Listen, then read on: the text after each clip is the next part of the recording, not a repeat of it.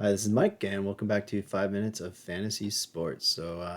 Hopefully, you've already had your fantasy baseball draft. You have your team, whether you did a snake draft or an auction draft or whatever. And now you're just kind of staring at your team, waiting for the season to start. So, I wanted to go through a few things that you might want to consider doing in your league. Um, and what you can do to get ready for the season and kind of look things over a little bit. So, first thing you have to do, and this is pretty much a requirement, is you have to come up with some stupid pun to use for your team name based on one of your players. So for me, I have a Whit Merrifield. I decided to name my team Outwit, Outlast, Outplay based on Survivor. It's pretty stupid, but whatever. You got to do it. It's just the way fantasy baseball works. So that's one thing you should try to do. All right. Second thing you want to do is Yahoo does have some pre ranks that you can maybe take a look at. Um, if you go up to, maybe it's not on this one. They do it for football, but maybe they don't have it for baseball. Um, anyway, you can take a look at your team. I think you maybe if you go to the draft and you go to draft analysis, yep, there. Well, it shows you like where you drafted your players, draft results, pre-draft values. Yeah, this isn't showing up. But anyway, you just want to take a look at, yeah, draft results is just your team.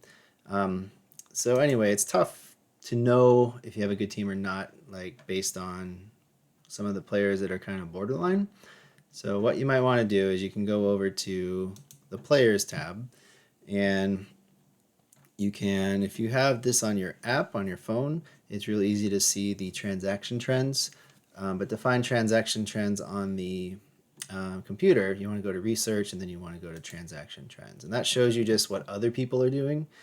Um, the big move probably you might want to think about making is adding Scott Torkelson. He's a rookie that's getting called up for the Tigers, and he's supposed to be kind of a 5 tool player, maybe 4 tool, I forget what they said, but he was selected first in the 2020 draft, and he's going to start his career right now. So that's exciting. If you have, maybe some sketchy catcher slash utility play, you might want to consider adding him. I'm actually doing that. I have a waiver claim in for Spencer Torkelson. I'm going to drop off my bench guy, Mike Yastrzemski. So we'll see how things go with that. I do have. I should probably talk about free agent. What is it? FAAB, free agent bidding.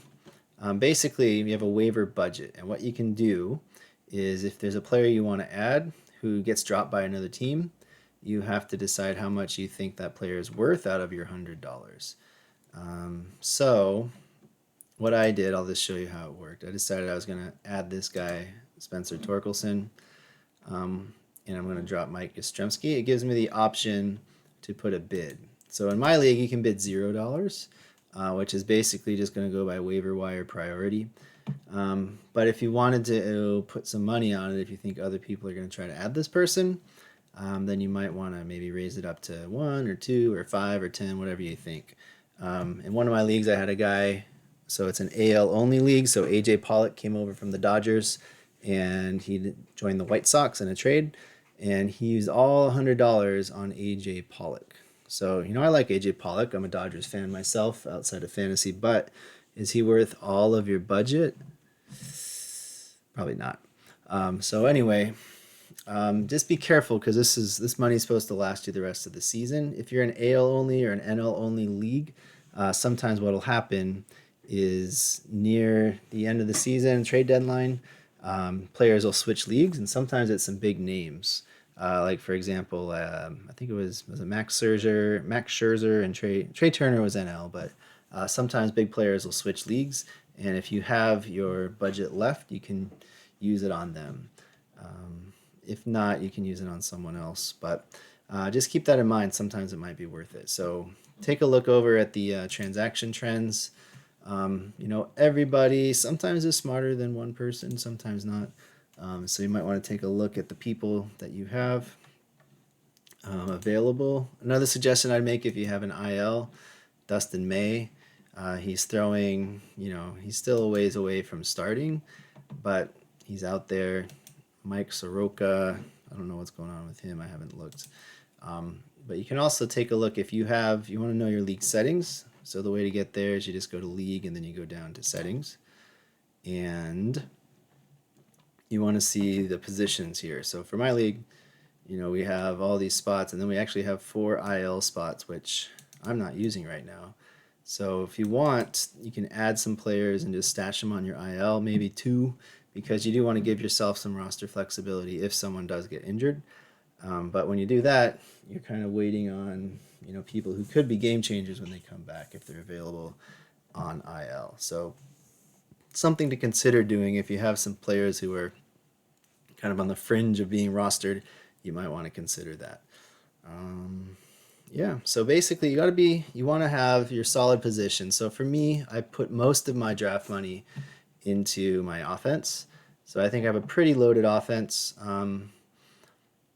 Yeah, I think my offense is pretty great actually. Salvador Perez, Mike Olson, Whit Merrifield, Machado, blah blah blah. So most of my waivers, I'm going to keep most of these guys, and most of my waivers are going to be pitching.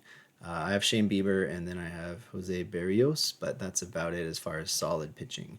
So what I'll be doing is I'll be looking for pitching. I'll probably drop a guy and maybe add an IL guy, and then once you move him from your roster to IL, you can actually add him up to. You can add another person once you move him down to the IL. So something to keep in mind as well.